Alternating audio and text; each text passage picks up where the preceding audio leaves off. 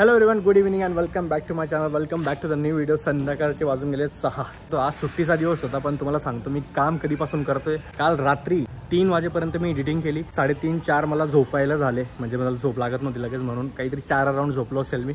पण सकाळी स्नोही आली, टाक टाक टाक माझा दरवाजा ठोकला, मला उठवलं, माझ्यासोबत खेळली, ती चालली गेली आणि माझी झोपची वाट लागून गेली. तेव्हापासून मी झोपलो नाही. झोप तर गेलीच गेली, पण त्याच्यानंतर पण टाईमपास केला. एडिटिंगला बसलो. एडिटिंग झाल्यानंतर जेवलो. आज 3 वाजेला जेवलो मी दुपारी.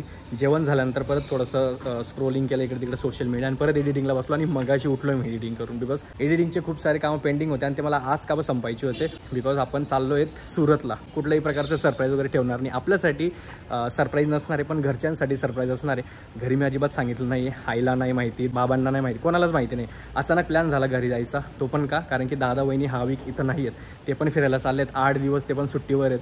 ते पण दादाचा वाढदिवस सेलिब्रेट करायला जाणार आहेत आणि खूप चांगली अपॉर्च्युनिटी आली, म्हणून त्यांनी डिसाईड केलं की 8 दिवसाची पूर्ण लॉंग सुट्टी घेऊयात आणि तिकडे जाऊयात.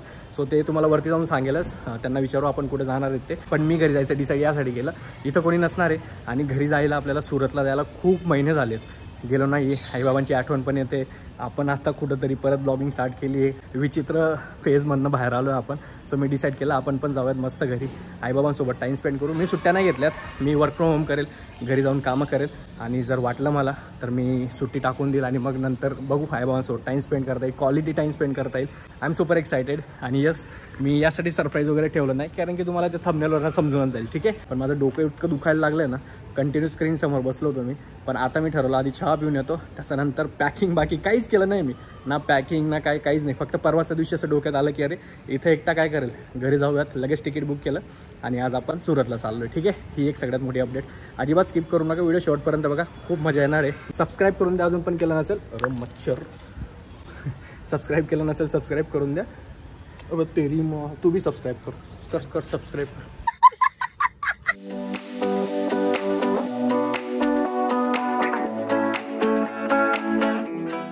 आपण घरी चहा पिऊन. आणि अजून एक गोष्ट, जर कोणाला बिझनेस करायचा असेल ना, तर लहान पोरांच्या ज्या गोष्टी असतात, कपडे असू द्या, शूज, शॉक, छोट्या मोठ्या गोष्टी काही असू द्या, तर त्याच्यामध्ये बिझनेस करा. इतका जास्त फायदा आहे मला असं वाटतं.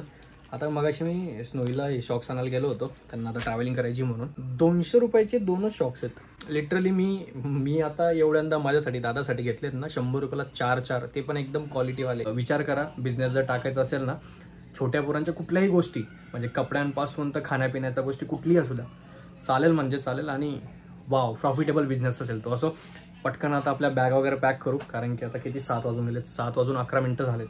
सो पटापट ते करून मग त्याच्यानंतर आपण 10:15ची बस आहे. आत्ता मगाशी टाइम चेक केला मी, 10:15ची. सो आपण इथून 10 वाजता निघून जाऊ. ठीक आहे. कुठे चालली शोनी? एरोप्लेन कसे जातं? वरती जातं.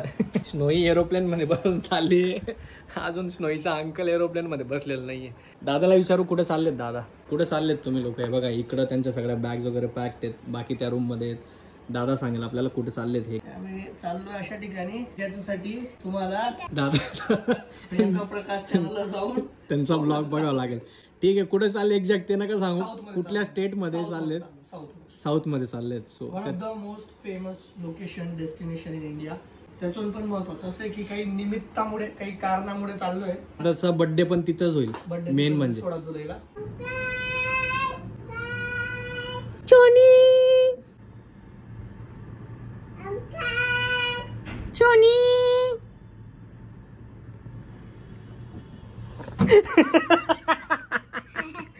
काय झालं? थँक्यू का बा? थँक्यू का? I love you. हे बघा, मी तुम्हाला आता एक फरक सांगतो वहिनी आणि दादा मधला. कसं एक बिझनेस माइंड कसं असतं आणि एक नॉर्मल माइंड कसं असतं ते. वहिनी कुठे चाललेत तुम्ही? आम्ही कोयंबतूर. सो आम्ही चाललो बँगलोर, मैसूर, उटी, कोयंबतूर.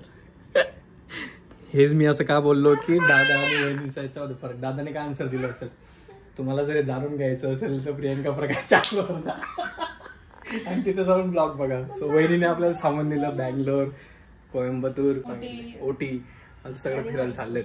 पण इन डिटेल ब्लॉग तर दादाच्या चॅनलवरच बघायला भेटेल. पण वहिनींनी सगळं सांगून दिलं कुठं चाललेत. वाजून गेलं 8:09. Packing done. ही बॅग रेडी, लॅपटॉपची बॅग रेडी, आपला गोप्रो पण रेडी आहे. 2 तास आहेत आपल्याकडं. 2 तासानंतर मग आपण निघाल. वाजून गेले 10, 10:15ला 9:52 झालेत. 10:15ला बस आहे आपली. ए तुम्हाला बाय एन्जॉय. अंकलचा फर्स्ट बस राईड आणि आपला फर्स्ट फ्लाईट राईड. हे बघा सांभाळून जा, पहिलेच डर का माहोल आहे.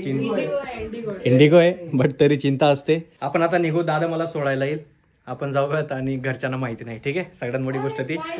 हा खाऊ मा कसम क्यू हर बार तुम प्लॅन. हे असं आहे माझ्या घरात, कोणी ना कोणी आहे ना हे करूनच देतं. अरे यार क्या भाभी तुम भी यार. दादाने पण नाही सांगितलं, कधीपासून असं लपून ठेवलं होतं. बाबा तो तुक्का लगाते, बाबा को क्या संबंध पता रहने का. हे असं आहे, सगळी एक्साइटमेंटची आय करून दिली. माझं असं पोटात गुदगुदी होत होती कधीपासून. सकाळी जाईल मस्त हेन तेन, बट झालं कल्याणच झालं, इथंच झालं कल्याण, पुण्याहूनच कल्याण झालं. बट ठीक आहे, असो सरप्राईज नाही, पण त्यांना असं अचानक बघून भारी वाटतं. सरप्राईज वगैरे नाही. मागच्या वेळेस तुम्ही बघितलं असेल, असं गेलो अचानक, हो मम्मीची रिॲक्शन, दादाची रिॲक्शन, सगळं असं अचानक गेल्यावर भारी वाटतं ना. It's not all about surprise, but असं गेलो आणि हो कुठून येऊन गेला असं असतं ते. बट ठीक आहे, माहिती जरी पडून गेलं असेल तरी पण जाऊयात घरी. पोटात गुदगुदीवाला सांगितलं ना, ते कधीपासून होत आहे की कधी 10 सव्वा 10 वाजतील, कधी बसमध्ये बसेल, कधी मी घरी पोहोचेल. सो ती गुदगुदी अजून पण होते. जोपर्यंत पोहोचणार नाही तोपर्यंत ती गुदगुदी होईल. बट असं ते कंट्रोल करूयात आणि पटकन निघूयात. आपण भेटूयात डायरेक्ट आता मध्ये थोडंफार जर्नीमध्ये आणि मग डायरेक्ट सुरतला पोहोचल्यावर. बाय करून द्या. ओके ठीक आहे, आय लव्ह यू.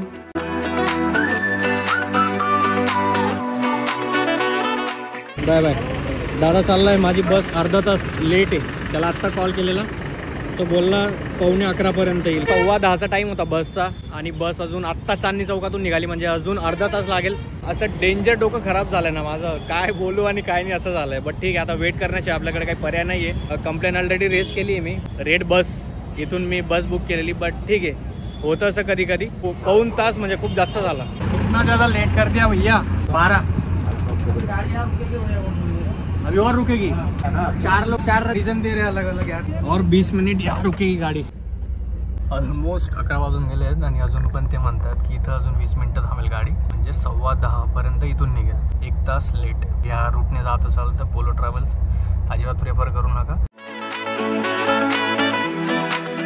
देखो ना 10:15 बजे का 12 बजा दिया उन्होंने. वही बोल रहा हूँ, हम लोग का आगे का शेड्यूल है, क्या करें. वही तो मैंने 4 बार कंप्लेंट कर दिया. लिटरली 12 वाजून गेलेत, अजून पण इथून बस निघालेली नाही आहे. खूप डोकं लागलं, खूप काय झालं आता समजत नाही काय बोलू. सगळेच फ्रस्ट्रेटेड आहेत, लोक त्यांच्यावर ओरडतायत. बट ठीक आहे, आता मी कोणाशी भांडणार नाही. मला एवढी चिडचिड का होते, बिकॉज मला घरी पोचायची खूप जास्त एक्साइटमेंट आहे. मला घरच्यांना भेटायचं आहे, मला घरी लवकर पोचायचं आहे. पण लिटरली 10:15ची बस 12 वाजून गेलेत. बघा तुम्हाला वॉच दाखवतो, माझी टाईम दाखवतो. 11:48 म्हणजे ऑलमोस्ट 12 वाजतील. अजून गाडी हललेली नाही आहे, इथंच आहे. तुम्हाला दाखवतो बाहेर शनी मंदिर आहे ना, ते दाखवतो. बघा ते समोरचं शनी मंदिर दिसतंय, लाईट चालू आहे. हे बघा हे शनी मंदिर.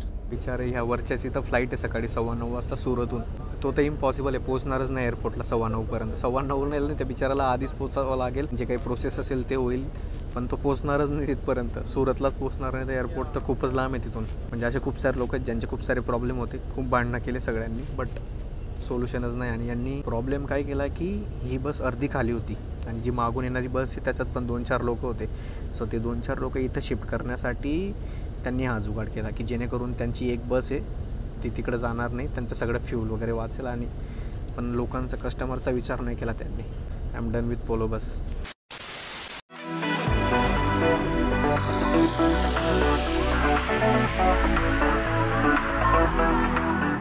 Welcome to Surat. आणि माझे मित्र आलेत मला घ्यायला. बघा त्यांचं लक्ष नाही. हा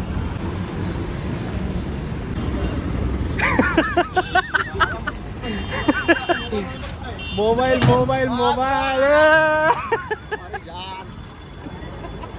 माझे 2 मित्र येऊन गेलेत मला घ्यायला.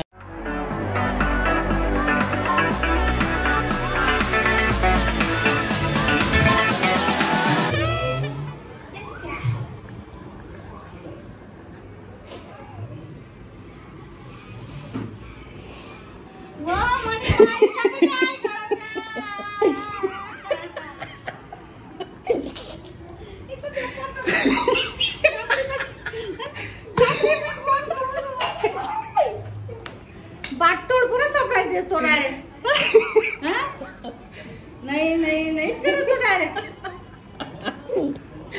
मला वाटलं तुम्हाला माहिती असेल. वहिनी म्हटलं तर रात्री म्हणते, नाही ना मम्मी मला हे नाही. रिंकू सारा ते सरप्राईज किती म्हणे द्या.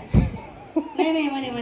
मला वहिनी बोलले की मी सांगून दिलंय बाबांना, आणि बाबांची रिॲक्शन बघून असं वाटतं त्यांना काहीच माहिती नाही, काहीच माहिती नाही बिलकुल. बापरे, घरात भयंकर पसारा आहे, कलरचं काम चालू आहे. गोली गोलू पण शॉक मध्ये आहेत. अंकल व्हिडिओ कॉल मध्ये होता, तो अचानक समोर कस काय आला? ये गोलू आला रे. आता मी जरा फ्रेश होतो, खूप असं हे झालं मला आंघोळीची, आणि त्याची सक्त गरज आहे, बिकॉज खूप चिडचिड आणि खूप बघितलं असेल तुम्ही जे काही झालं बसमध्ये. बट असं, आणि मला असं वाटलेलं घरच्यांना माहिती म्हणून एकदम नॉर्मल आलो, नॉर्मली घरात येऊन गेलो. नाही तर मी काहीतरी प्लॅन करतो प्रत्येक वेळेस, पण मला असं होतं की घरच्यांना माहिती तर नॉर्मली जाऊ आणि काही रिॲक्ट नाही करणार. पण बाबांची रिॲक्शन एकदम भाई तू काशे आ गया भाई अशी होती. बट ठीक आहे, मजा येऊन गेली. त्यांना खुश बघून मला जास्त खुशी होते आणि मला जास्त आनंद होतो, दोघं पण खुश झाले. तर येस, आपण व्हिडिओ पुढच्या व्लॉगमध्ये याला इथंच संपवू. ठीक आहे, गोली बाय करून दे. Bye, subscribe. गोली एवढा आगाऊ झाला आहे ना, ते तुम्हाला दाखवतो पुढे जसे जसे ब्लॉग बनवेल मी.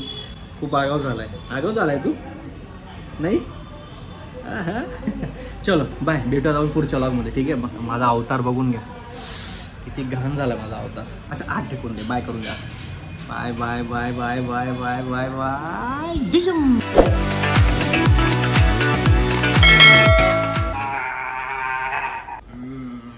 आज गेट रेडी विथ गोलू आणि अंकल.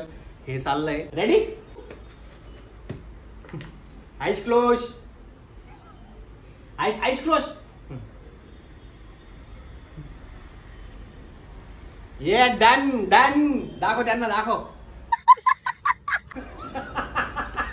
हे बघा, हे बघा गोलू, बघा गोल. मला ऍक्च्युली फ्रेश व्हायला जायचं होतं, पण दोघांचा नंबर लागला, आधी गोलूचा, आता परीचा, त्याच्यानंतर माझा नंबर लागणार आहे.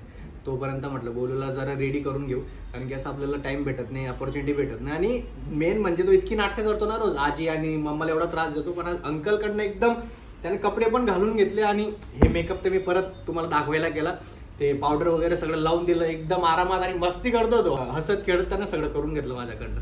म्हटलं थांबा हे व्हिडिओमध्ये पण कॅप्चर करू. नंतर मग काय, अंकल 4 दिवसाचा मेहमान, परत चालला जाईल अंकल.